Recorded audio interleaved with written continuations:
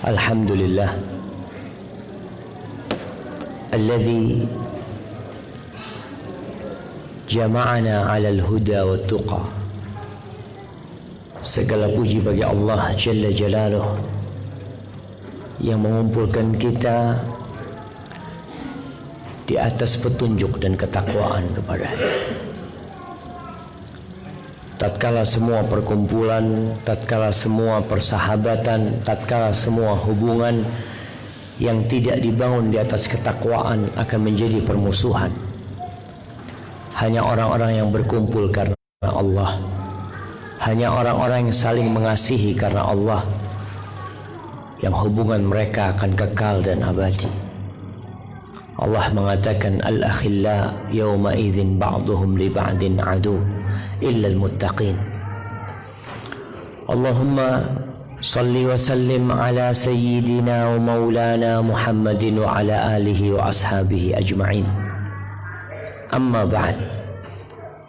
Jamaah rahimakumullah.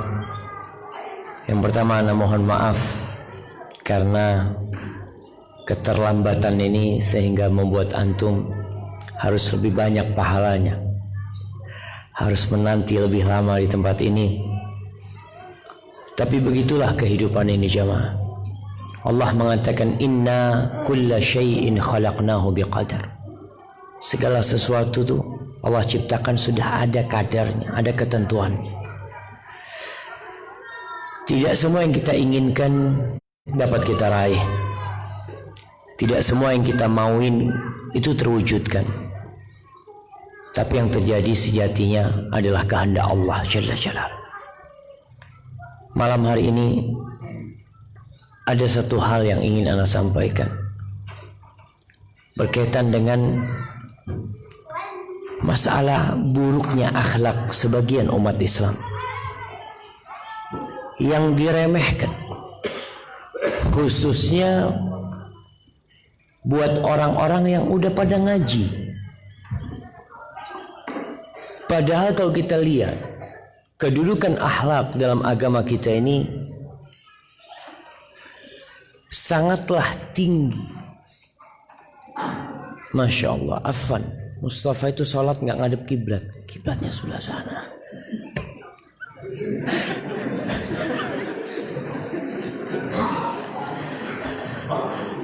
Ana izin minum dulu.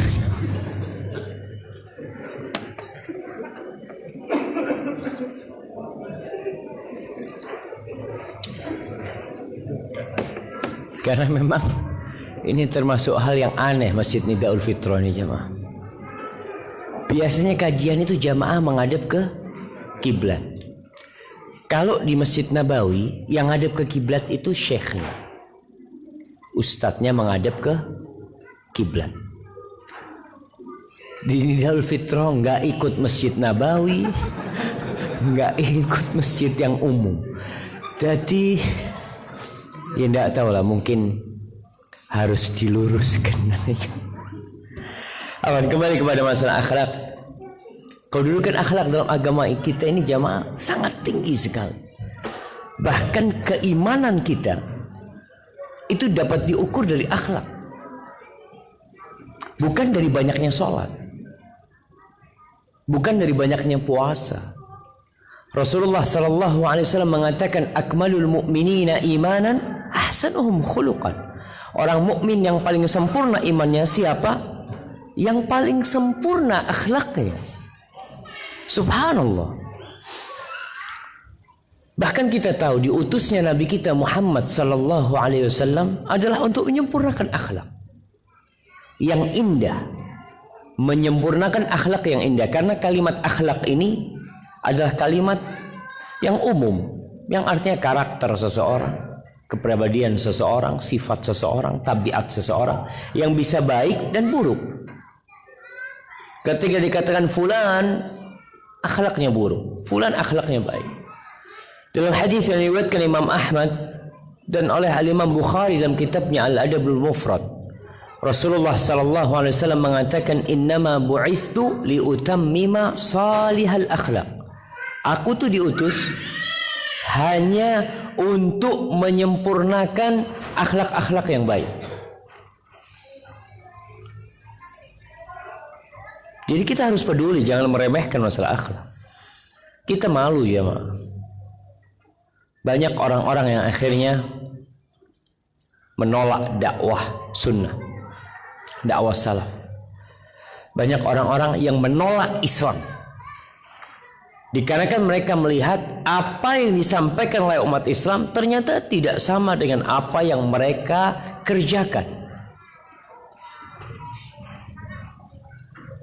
Ajaran-ajaran nabinya sallallahu alaihi wasallam, ayat-ayat Qur'annya penuh dengan arahan untuk berbuat kebaikan. Antum coba lihatlah, khudhil afwa wa'mur bil urfi wa'arid anil jahilin. Ambil maaf sebagai jalan hidup menghadapi segala masalah. Tapi banyak orang yang tidak pandai memaafkan.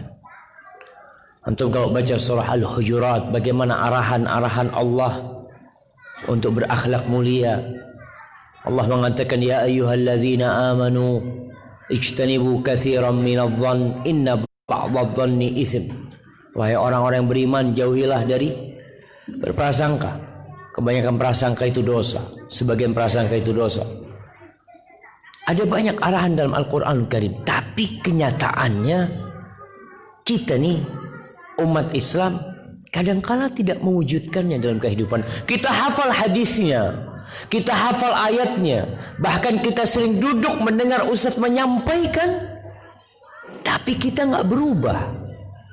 Padahal seharusnya ilmu itu merubah perilaku seseorang. Seharusnya. Makanya Allah tuh mengutus nabinya buat kita untuk apa? Allah katakan, yatlu alaihim ayatihi wa yuzakkihim wa yuallimuhumul kitab wal hikmah. Yatlu alaihim ayatihi, membacakan kepada mereka ayat-ayat Allah dan menyucikan mereka. Menyucikan apa? Menyucikan jiwanya, menyucikan perilakunya sehingga menjadi orang yang mulia.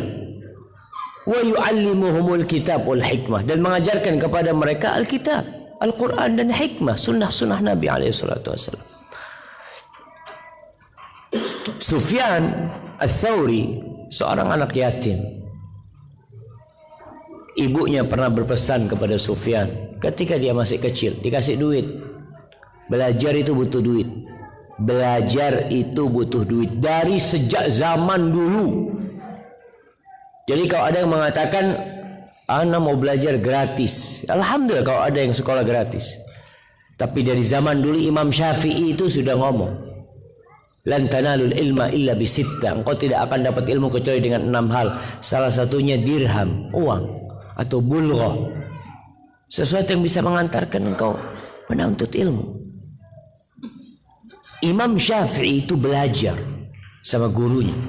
Banyak gurunya Imam Syafi'i. Dia nggak punya duit, anak yatim. Apa yang dilakukan oleh Imam Syafi'i? Kalau gurunya pergi, dia yang menggantikan. Itu sebagai bayaran dia buat guru. Bayar sama mereka. Maka di sini ibunda Sufyan Ats-Tsauri memberikan kepada putranya Sufyan 10 darahim, 10 dirham. 10 dirham ini di masa itu cukup untuk beli 1 ekor kambing. Apa kata ibunya? Khudh hadhi 10 darahim, ambil nih 10 dirham. Wa ta'allam biha 10 ahadits. Engkau belajar dengan 10 dirham itu 10 hadis. Berarti satu hadis berapa dirham? 1 dirham. Mahal ilmu itu jemaah. Terus kalau engkau sudah belajar 10 hadis, fandur, lalu engkau lihat dirimu, ada perubahan sikap enggak? Kalau engkau lihat cara jalanmu berubah, cara dudukmu berubah, gaya ngomongnya berubah, maka lanjutkan engkau nuntut ilmu. Tapi kalau enggak, berhenti aja nuntut ilmu. Fa ini akhsha an takuna wabalan alaik. Aku takut tuh ilmu hadis-hadis yang kau pelajari nanti jadi petaka buat engkau. Maka ini yang jadi masalah buat kita bersama umat Islam di berbagai penjuru dunia, khususnya kita yang udah pada ngaji. Kadangkala ya akhlaknya buruk sehingga Allah benci sama tu manusia walaupun dia mengamalkan sunnah. Karena apa? Karena akhlak ini masuk sunnah Nabi Muhammad SAW. Bahkan menjadi target utama diutusnya beliau alaihi salatu wassalam. Rasulullah SAW akan benci, manusia benci. Orang itu nggak suka, orang itu tidak suka. Apapun ajarannya, apapun agamanya, mereka itu semuanya tidak suka dengan orang yang akhlaknya buruk. Nggak ada yang cinta. Anak ini seneng banget kalau lihat orang akhlaknya buruk. Terus nggak ada. Rasulullah sallallahu alaihi wasallam bersabda dalam hadis yang diriwayatkan Imam Ahmad dan disahihkan oleh Syekh Albani rahmatullah alaih, beliau mengatakan, wa inna abghadakum ilayya wa ab'adakum minni fil akhirah aswa'ukum akhlaqan. Termasuk orang yang paling aku benci, kata Nabi. Paling abghad itu orang yang udah paling dibenci oleh Rasulullah SAW. Dan paling jauh dari aku pada hari kiamat nanti di akhirat, yang paling buruk akhlaknya.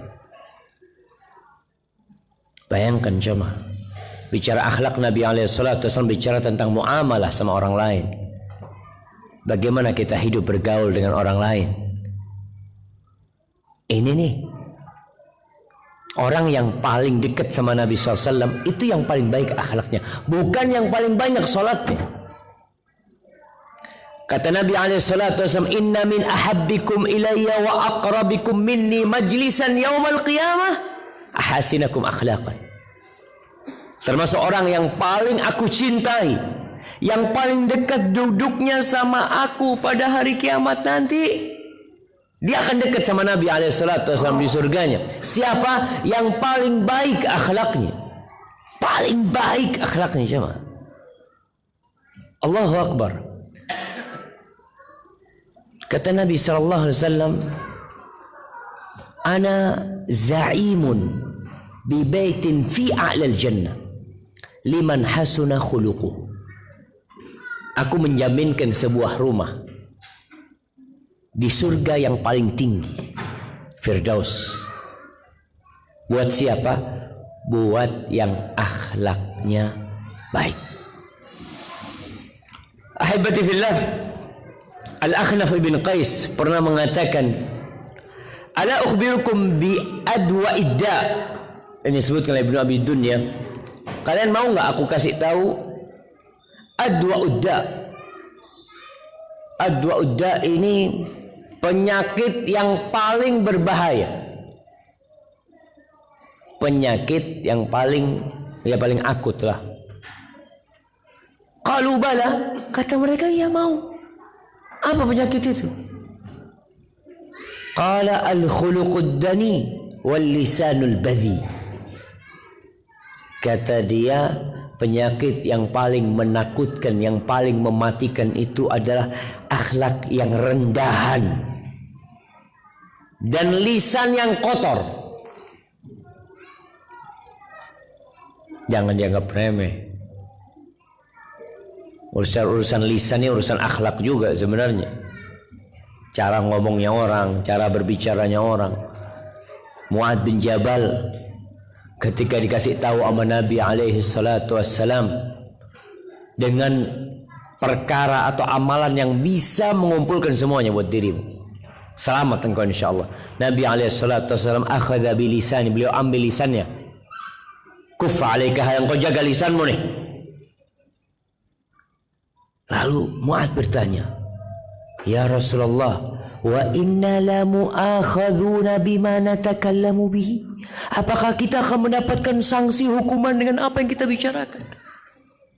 Lalu Nabi SAW mengatakan kepada Mu'adz, sakilatka ummuka ya Mu'adz, wa hal yakubun nas fin nari ala manakhirihim au ala wujuhihim illa hasaidu alsinat. Orang-orang yang tersungkul dalam api neraka, di wajah mereka, hidung mereka. Kenapa? Ngomongnya nggak benar, bicaranya nggak baik. Dan sebagian ulama mengatakan, man sa'a khuluquhu dhaqa rizquh. Barang siapa Yang buruk akhlaknya, sempit rizkinya. Jadi kalau ada ikhwan-ikhwan yang ngaji susah hidupnya, coba, mungkin gara-gara akhlak buruk, perilakumu yang buruk. Sebagian ulama mengatakan al-hasanul khuluq min nafsihi firaha. Orang yang akhlaknya baik itu hidupnya nyaman, menghadapi dirinya sendiri dia nyaman. Wan nasu minhu fi salama. Orang-orang selamat dari godaan dia, dari gangguan dia. Wasayyi'ul khuluq an-nasu minhu fi bala. Orang yang akhlaknya buruk, orang kampung itu dapat bala dengan datangnya antum. Kedatangan antum, keberadaan antum di tempat itu bala buat mereka. Bahkan yang ada pada diri mereka, kapan antum meninggalkan kampung tersebut. Wa huwa min nafsi fi ana. Dia pun orang yang akhlaknya buruk capek menghadapi dirinya sendiri. Coba. Ketika Nabi SAW menyebutkan al-muslim, manil muslim? Al-muslim man salim al-muslimun min lisanihi wa yadihi. Orang Islam tuh yang orang lain selamat dari diri dia, dari lisannya, dari tangannya. Nggak pernah dia berucap ucapan yang menyakitin hati orang, dan tidak pula dia mengganggu orang dengan tangannya. Sebuah bangsa, jemaah, negeri ini bisa hancur gara-gara akhlak buruk. Ketika umat Islam yang ada di negeri ini tidak memperbaiki diri, berusaha untuk santun, untuk sopan dengan belajar. Karena akhlak ini dipelajarin kemudian diamalkan. Kita alhamdulillah udah belajar. Dan insya Allah dengan belajarnya kita jadi faham dan ngerti mana yang baik dan mana yang buruk, mana yang mulia dan mana yang hina, mana akhlak rendahan, mana akhlak yang tinggi dan dicintai dan luhur akhlak. Kita udah belajar. Orang kalau akhlaknya buruk, sampai Syauqi, Syekh Ibrahim Al-Hamad itu punya buku judulnya Su'ul Khuluq, akhlak yang buruk. Beliau ceritakan ucapan Imam Syauqi mengatakan, wa idza usibal qaumu fi akhlaqihim fa'aqim alaihim ma'taman wa awila. Kalau sebuah bangsa sudah terserang dalam masalah akhlaknya, udah, engkau bikin acara ya kesedihan atas kematian mereka, karena negara itu tidak lama lagi akan hancur. Bahkan sebagian mereka mengatakan innamal umamul akhlaqu ma baqiyat fa inhum dhahabat akhlaquhum dhahabu. Sebuah bangsa itu akhlak, ukurannya akhlak. Jadi kita yang udah ngaji sunnah diukur oleh orang-orang itu bukan hafalannya, bukan sholatnya, akhlaknya. Itu akan jadi tolak ukur buat manusia ketika melihat kita. Oh, tuh orang-orang yang ngaji di Nidaul Fitrah. Na'udzubillah. Na'udzubillah. Kenapa na'udzubillah? Kalau ilmunya kayak gini, dalilnya kayak gini nih, tapi akhlaknya na'udzubillah. Ini contoh jamaah. Bukan anak ngomongin antum yang di sini. Tapi itu yang ada dalam pandangan masyarakat. Sebuah bangsa akhlaknya buruk, orang tidak menganggap umat itu ada. Kita pun nggak akan dianggap orang baik di masyarakat. Karena nampak kita nih kadangkala ya di masyarakat, di pergaulan kita, di tempat kerja kita, di kantor kita, kita tidak menunjukkan sebuah kepribadian muslim yang mengikuti sunnah. Yang ada hanya penampilan yang sesuai dengan sunnah. Nah, kita menjaga penampilan yang sesuai dengan sunnah, tapi harus dibarengin dengan akhlak yang mulia. Simak hadis yang diriwayatkan Ibnu Majah dari Ibnu Abbas radhiyallahu anhuma. Semoga Allah meridai Ibnu Abbas dan ayahnya. Beliau mengatakan qala Rasulullah sallallahu alaihi wasallam, Rasulullah sallallahu alaihi wasallam bersabda, ahlul jannati man mala Allahu udhunaihi min sana'in nasi khairan wa huwa yasma'. Penghuni surga siapa sih? Siapa penghuni surga? Disebutkan di sini sama Nabi alaihi salatu wasallam, dia adalah orang yang telinganya Allah penuhi dengan pujian-pujian baik dari manusia. Dalam kondisi orang ini mendengar, dia masih hidup, dia dipuji oleh masyarakat. Jadi Allah penuhi telinga dia dengan pujian orang ini orang baik, orang soleh, masya Allah. Itu ahlul jannah. Bukan berarti dia berharap pujian, bukan. Karena pujian sejatinya ketika Nabi SAW ditanya bagaimana dengan seorang mukmin yang beramal kemudian dia dipuji, apa kata Nabi SAW? Dzaka ajilu busyral mu'min. Itu adalah kabar gembira orang beriman yang disegerakan di muka bumi. Sebelum mati dia mendengar pujian orang, tapi dia bukan berharap pujian. Ingat, itu ahlul jannah. Allah yang menuhin telinga dia dengan ucapan-ucapan manusia, pujian-pujian orang kepada dia. Wa ahlun nar, adapun penghuni neraka, man mala'a udhunaihi min sana'in nasi syarran wa huwa yasma'. Orang yang dipenuhi telinganya dengan hujatan-hujatan dari masyarakat, dari manusia. Dipenuhi telinganya, orang enggak suka sama dia. Fulan kayak gini, fulan kayak gini. Dalam kondisi dia hidup dan dia dengar. Itu ahlun nar, jemaah. Maka jangan sampai kita hidup di muka bumi ini penuh celaan manusia kepada kita dalam urusan akhlak kita khususnya, dan kita diam aja nggak mau berubah. Jemaah, Abu Hazim Salamah ibn Dinar rahimahullahu taala, dia menyebutkan kesengsaraan yang dibawa oleh orang yang akhlaknya buruk. Bagaimana orang yang akhlaknya buruk ini membawa kesengsaraan dalam kehidupan pribadinya, kehidupan keluarganya, kehidupan bermasyarakat, kehidupan di tempat kerja dia bawa kesengsaraan. Yang mengatakan as-sayyi'ul khuluq ashqan nas. Ashqan nas si bihi nafsuhu allati baina jambayhi. Orang yang paling sengsara dengan orang yang akhlaknya buruk ini siapa? Dirinya sendiri. Orang yang akhlaknya buruk itu sempit tadinya. Apa ya, orangnya itu sumpek bi awake dhewe. Sama dirinya sendiri dia itu bingung. Ini yang pertama. Hiya minhu fi bala. Jiwanya itu merasakan bala dengan keburukan akhlaknya. Thumma zaujatuh. Setelah dirinya, yang kedua siapa? Istrinya. Ibu-ibu itu kalau dapat suami yang kaya raya, ganteng, masya Allah, sholat 5 waktu di masjid, tapi akhlaknya buruk, itu merana perempuan itu. Betul nggak ibu-ibu? Betul nggak? Ada ibu-ibu jemaah? Tapi nggak juga kadang-kadang.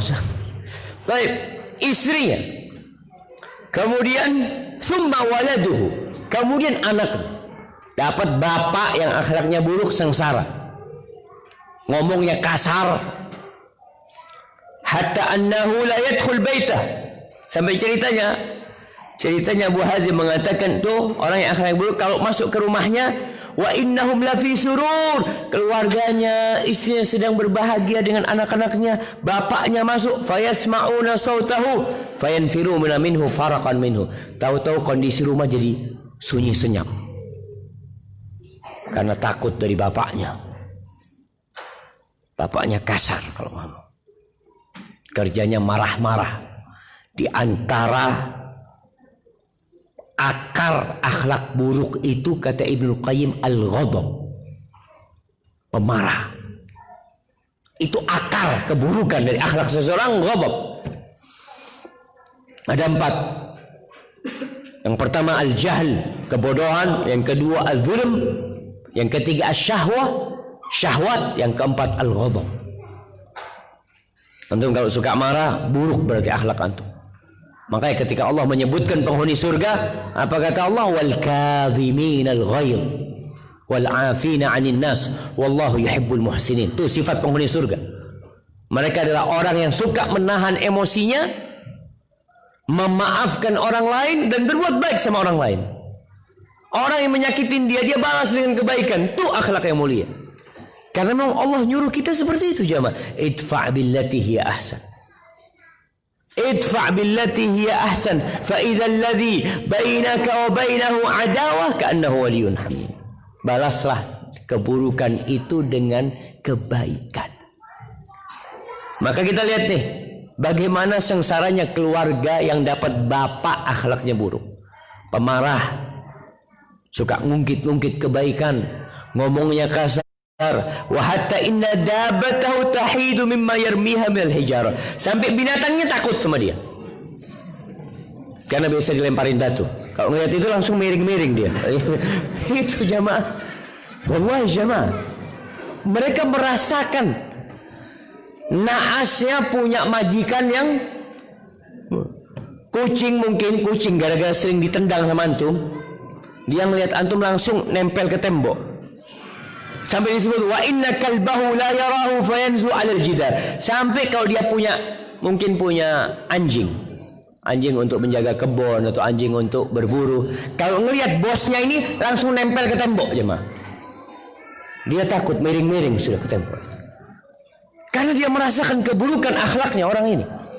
Hatta inna qitahu la yafirru minni. Sampai kucingnya kalau ngelihat bosnya langsung lari. Oh, aduh, jangan ketemunya lagi sudah. Na'udzubillah. Kucing waktu di rumah kumpul sama istri antum, kumpul sama anak tuh main, dengar suara antum langsung kabur kucingnya. Enggak, ana main di rumah tetangga aja katanya. Hadza huwa jamaah. Akhlak buruk itu sampai seperti itu. Ana akan bacakan beberapa peringatan keras dari salafus saleh berkaitan dengan akhlak yang buruk insyaallah. Supaya antum sadar dengan diri antum. Al-Fudail bin Iyad mengatakan la tukhalid sayyi'al khuluq.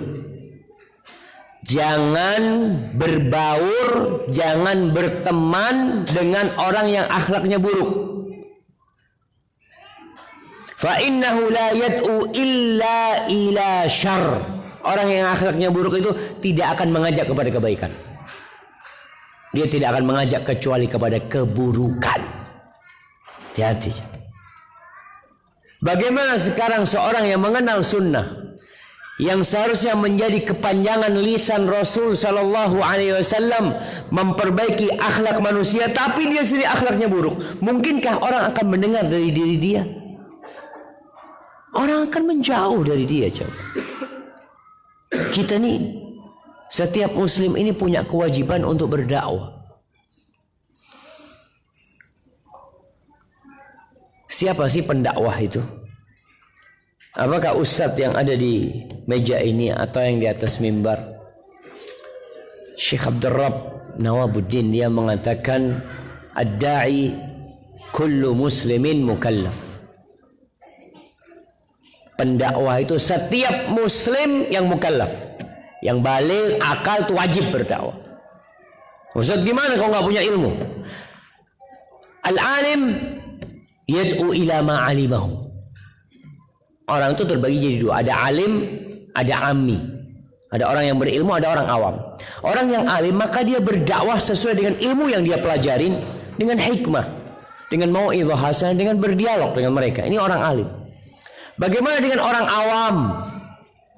Tetap dia berdakwah, wajib dia berdakwah.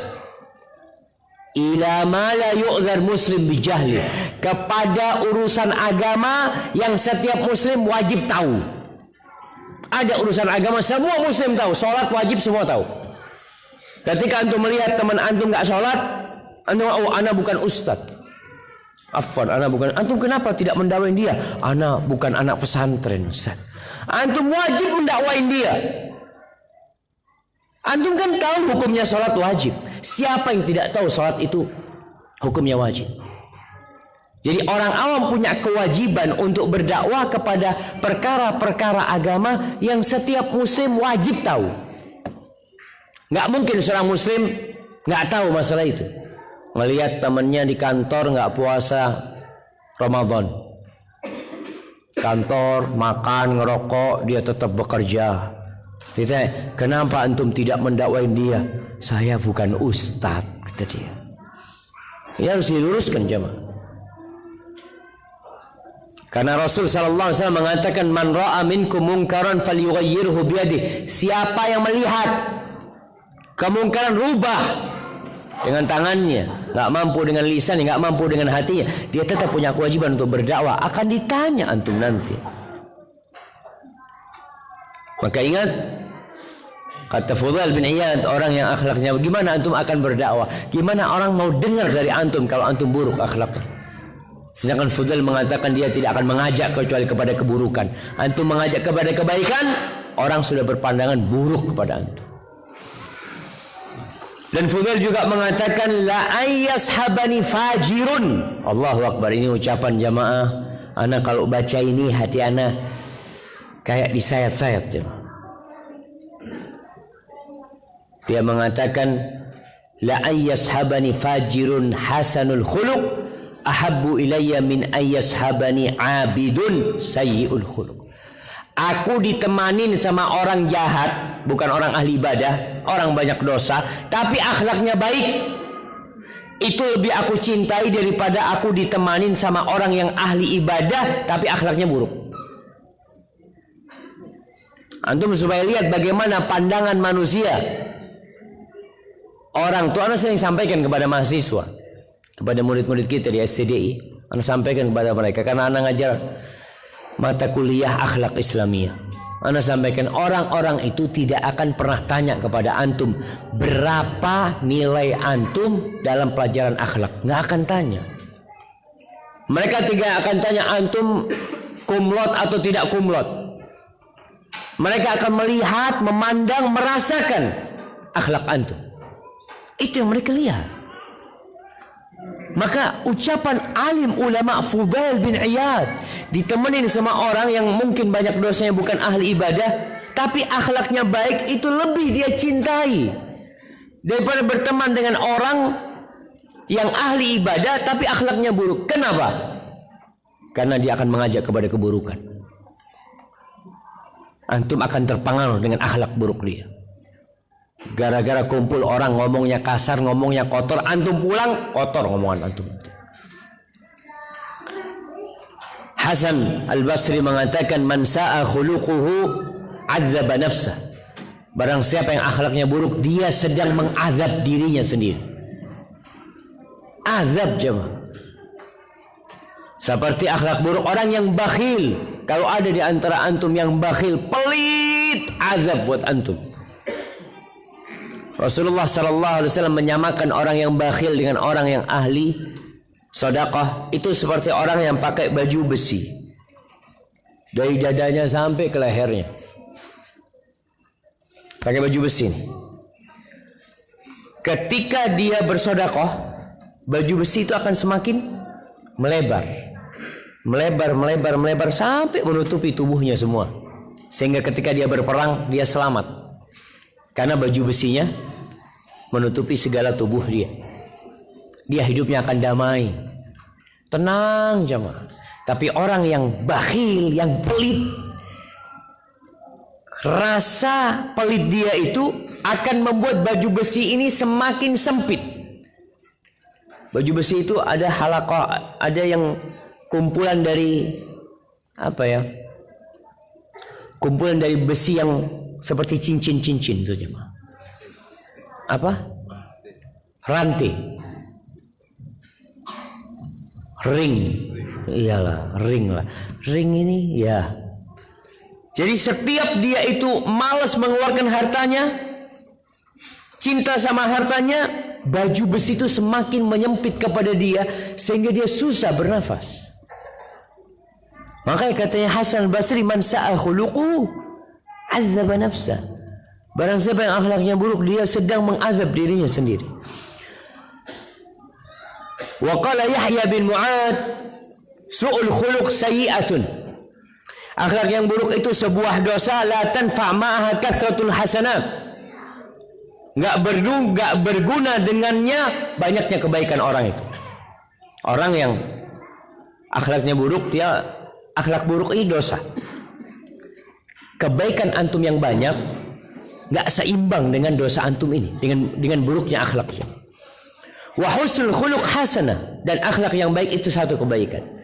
La tadurru ma'aha kathratus sayyi'at. Banyaknya dosa nggak akan membahayakan dia. Kok bisa jamaah? Orang akhlaknya baik tapi banyak dosanya, selamat insya Allah. Orang akhlaknya buruk tapi banyak kebaikannya, bisa jadi nggak selamat. Kenapa? Yang paling berat di timbangan itu apa? Husnul khuluq. Athqalu ma fil mizan husnul khuluq. Yang paling berat di timbangan itu adalah akhlak yang mulia. Sehingga antum bisa bayangin ketika Nabi Muhammad SAW ditanya tentang seorang wanita. Ini wanita ya Rasulullah, taqumul lail, sholat malam, bukan yang wajib aja, sholat malam dia. Tasumun nahar, puasa sunnah, ahli ibadah. Wa tatasaddaq, suka sedekah. Walakinnaha salitah, tapi pedes kalau ngomong. Tu'dhi jiranaha. Ibu nih, ini perempuan nih. Contohnya, pedes kalau ngomong, suka menyakitin tetangganya. Apa kata Nabi Muhammad SAW? La khaira fiha, hiya finnar. Nggak ada kebaikannya tuh perempuan, di neraka tuh perempuan. Bayangkan, mana sholatnya, mana puasanya, mana sedekahnya, nanti akan ditimbang. Fa amma man thaqulat mawazinuhu fahuwa fi 'ishatir radiyah. Yang berat timbangan kebaikannya, dia akan berada dalam kehidupan subhanallah yang penuh keridhaan, yang menyenangkan. Sekarang ditimbang tuh sholatnya sama buruknya akhlaknya, lebih berat buruknya akhlak.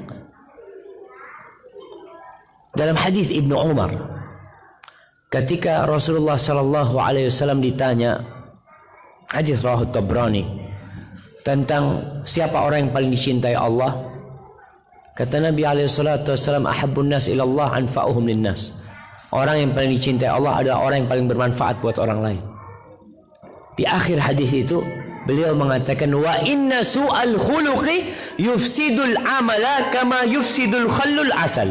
Akhlak yang buruk itu bisa merusak amal kebaikan, seperti dirusaknya madu sama cuka.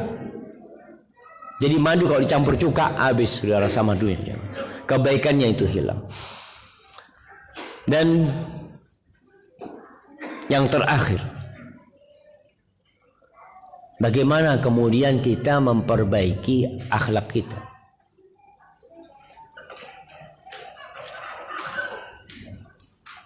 Yang pertama, antum harus tahu kalau di diri antum ada akhlak yang buruk. Jangan lalai, jangan sok suci, jangan sok baik. Kita tuh nggak akan bisa memperbaiki diri kita kecuali kita tahu di diri kita ini ada nggak benar. Terus dari mana kita tahu bahwa di diri kita ini ada yang nggak benar? Dengan 4 hal. Yang pertama, datang ke seorang guru, ke seorang syekh, ustadz, yang dia faham dengan penyakit-penyakit hati. Dia tahu dengan akhlak buruk dan akhlak yang baik. Antum datang sama dia, ngobrol sama dia. Orang tuh akan kelihatan antum nih sombong, antum nih, cara ngomongnya orang itu bisa dilihat. Maka semoga itu guru bisa memperbaiki antum. Yang kedua, kalau cara itu antum nggak dapat, ana nggak bisa dekat sama ustaz. Di kampung ana nggak ada ustaz. Sulit ana belajar sama ustaz, duduk sama ustaz, apalagi ustaznya sibuk semuanya. Gimana caranya? Cara yang kedua, antum cari teman dan jadikan dia pengawas buat antum. Pengawas. Katakan, mulai saat ini ana minta antum ngawasin ana. Kalau antum lihat ada yang kurang tepat di diri ana, tolong diluruskan, tolong dikasih tahu. Dan antum terus terang ngomong sama sahibnya, sampaikan. Kenapa? Karena antum ingin lebih baik. Kalau sohib juga nggak ada. Wallahi sohib semua kepentingan Ustaz. Nggak ada sohib yang jujur, yang benar. Aduh semuanya. Anak ada fulus pada datang. Ada fulus kabur semuanya. Oke. Yang ketiga, antum jangan cari musuh. Tapi ada orang yang nggak suka sama antum. Betul nggak jemaah? Apa semua orang suka sama antum? Ana yakin ada banyak orang yang nggak suka sama kita. Rasulullah SAW orang termulia, orang terbaik. Ternyata beliau banyak yang membencinya. Apalagi kayak kita. Maka tadi yang kedua cari sohib. Kalau nggak nemu sohib, yaitu orang yang nggak suka sama antum. Antum dengarkan omongan-omongan dia yang berkaitan dengan diri antum. Biasanya orang yang nggak suka itu akan mengkritisi antum. Yang baik buat antum, buat dia buruk. Apalagi yang buruk, maka manfaatkan. Umar bin Khattab radhiyallahu taala anhu mengatakan, rahimallahu mura'an ahda ilayya uyubi. Semoga Allah merahmati seorang hamba yang menghadiahkan kepada aku aib-aibku, kekurangan-kekuranganku. Itu didoakan kebaikan sama Umar. Kalau ada orang nggak suka sama antum, kemudian dia mencela antum, ngomongin antum, nggak ada baiknya dari antum, antum ambil ucapan dia, antum jadikan bahan untuk memperbaiki diri. Sampai ada yang mengatakan, idza ramakan nas bil hijarah, fajma' tilkal hijarah, wabni biha sulaman nahwan najah. Kalau ada orang melemparin kau dengan batu, kumpulkan batu itu, jangan dibalikin. Kumpulin batu itu, antum tata batu itu. Antum tata, bikin anak tangga menuju kesuksesan antum. Jangan marah. Rasulullah SAW nggak pernah balas dicaci maki sama orang. Nggak pernah balas beliau. Dibiarin. Ada yang mengatakan majnun kepada Nabi SAW. Apakah Nabi balas? Enggak. Kumpulkan sudah, orang mengatakan apa, perbaikin diri. Kalau nggak dapat, yang pertama guru nggak dapat, sohib nggak dapat, musuh nggak dapat, orang nggak suka sama antum nggak dapat. Tapi anda nggak yakin, mesti dapat lah antum. Jangan sok suci antum. Jangan seorang baik. Oh, satu kampung suka sama lo, Ustaz. Alhamdulillah. Anda kalau jalan kampung itu karpet merah, Ustaz. Semua orang enggak lah. Yang keempat, antum perlu bergaul sama manusia. Jangan menutup diri. Ketika kita bergaul, antum lihat yang baik buat manusia dalam omongan masyarakat. Oh, ini baik. Oh, berarti anak perlu ngamalkan hal itu. Oh, ini buruk. Oh, berarti anak harus meninggalkan hal itu. Karena ada orang seperti katak dalam tempurung, nggak bergaul sama manusia, merasa dia sudah paling mulia akhlaknya di kampung itu. Ketika dia bergaul, dia akan tahu orang tuh nggak suka sama antum. Di antara akhlak buruk itu jarang tersenyum. Ada nih ikhwan-ikhwan yang modelnya, kalau anda lihat wajahnya, ada yang modelnya kaku gitu cuma. Tetangganya assalamualaikum, waalaikumsalam. Antum kenapa? Waalaikumsalam. Antum nggak keluar fulus ya mah. Maka tolong kita nih berusaha untuk memperbaiki akhlak kita dengan bergaul masyarakat. Orang tuh suka. Sampai kemarin jamaah, anak ke tadi dari mana? Dari Pangkal Pinang. Tapi kemarin ceritanya ada Ustaz Jamal hafizahullah, dia cerita, Ustaz, wallahi Ustaz, anak ini kalau ngelihat Ustaz Asfri ini Dr. Asfri Abu Nuaim ya. Beliau yang mangku Masjid Raudatul Jannah di Pekanbaru. Ustaz, anak kalau ngelihat Ustaz Asfri itu bahagia banget Ustaz. Senyum terus orangnya. Allahu Akbar jemaah. Dia mengatakan ya Allah. Ketika dia ngomong seperti itu, anak langsung introspeksi diri anak. Anak kayaknya nggak senyum terus ya. Artinya ketika kita berdoa kita tahu oh ternyata orang suka dengan yang senyum jamaah. Jangan jaim. Jaga image. Enggak, anak harus harismatik. Harus jaga wibawa anak. Kalau sering tersenyum nanti dianggap ya orang gampangan gitu. Enggak jamaah. Tabassumuka fi wajhi akhika shadaqah. Engkau tersenyum itu dapat sedekah, dapat nilai sedekah. Ibnu Muqaffa ini disebutkan oleh Syekh Al-Hamad, dia menceritakan min asyaddi uyubil insan khafa'an uyubuhu alaih. Dia mengatakan aib yang paling susah ditemui adalah aib diri sendiri. Itu paling susah jemaah. Kita tuh ngomong, oh anak ini pelit. Orang pelit ada yang ngomong dia pelit. Ada nggak yang mengatakan iya saya ini pelit? Nggak ada. Apa kata dia? Anak ini Ustaz, orangnya kalau bahasanya iktisadi, anak ini hemat Ustaz. Anak berpikir masa depan. Anak, oh iya. Nggak ada yang ngomong saya memang pelit Pak Ustaz. Nggak ada yang kayak gitu jemaah. Tapi kalau suruh nilai orang pinter dia. Nilai diri sendiri nggak bisa. Fa inna man khafiya alaihi aibuh khafiyat alaihi mahasinu ghairi. Orang yang aib diri sendiri itu tertutupi, tersembunyi buat dia, maka akan tersembunyi buat dia kebaikan orang lain. Kalau dia aibnya itu dia nggak korek, dia nggak cari tahu, maka dia akan tidak bisa melihat kebaikan orang. Wa man khafiya alaihi aibu nafsihi wa mahasinu ghairi. Barang siapa yang aib dirinya tersembunyi dan kebaikan orang lain tersembunyi, fala yuqli an aibihi alladhi la ya'rif. Maka mana mungkin dia akan meninggalkan kekurangan dirinya, sedangkan dia enggak tahu kalau dirinya kurang. Enggak mungkin. Karena dia merasa baik. Dia akan mempertahankan dirinya karena sudah merasa sempurna. Walayyana la mahasina ghairi allati la yubsir abadan. Dan dia enggak akan mungkin bisa melihat kebaikan orang lain karena dia memang tidak melihat ada kebaikan di diri orang lain. Maka jamaah, saatnya kita yang udah belajar untuk mencari kekurangan diri kita. Antum datang ke Ustaz. Ada Ustaz Fakhri, antum datang. Duduk, Ustaz, tolong Ustaz.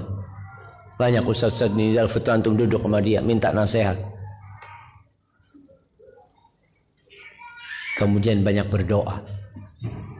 Ada sebuah doa yang diajarkan oleh Nabi SAW yang banyak di antara kita mungkin mudah-mudahan sudah hafal, tapi lupa mungkin membacanya. Rasulullah SAW yang Allah sifati wa innaka la'ala khuluqin azim. Engkau benar-benar berada di atas akhlak yang agung sekali. Beliau masih berdoa mengatakan, Allahumma hdini li ahsanil akhlaq, la yahdi li ahsaniha illa anta, wasrif anni sayyi'al akhlaq, la yasrifu anni sayyi'aha illa anta, labbaik wa sa'daik, wal khairu kulluhu fi yadaik, wasyarru laysa ilaik, ana bika wa ilaik. Ya Allah, tunjukkan kepada aku akhlak yang paling baik. Bukan yang baik, tapi yang paling baik. Nggak ada yang bisa menunjukkan, membimbing kepada akhlak yang paling baik kecuali engkau. Dan palingkan dari aku akhlak yang buruk. Seburuk-buruknya akhlak, jauhkan dari aku. Tidak ada yang bisa memalingkan kecuali engkau ya Allah. Baca doa itu. Kemudian doa, Allahumma hassanta khalqi fahassin khuluqi. Dulu kita diajarin doa itu doa bercermin. Ya Allah, sebagaimana engkau sempurnakan akhlakku, kau perindah rupaku, indahkanlah akhlakku. Tapi ini bukan khusus bercermin. Antum baca doa kapan saja. Kemudian doa, Allahumma ati nafsi taqwaha wa zakkiha anta khairu man zakkaha anta waliyuha maulaha. Mohon dan terus berlatih untuk jadi lebih baik. InsyaAllah semoga apa yang dijanjikan oleh Nabi kita Muhammad SAW kita dapatkan, yaitu bersama Nabi di surga, di tempat yang paling tinggi, ada rumah yang telah menanti orang-orang yang akhlaknya baik. Hadza wallahu a'lam bishawab.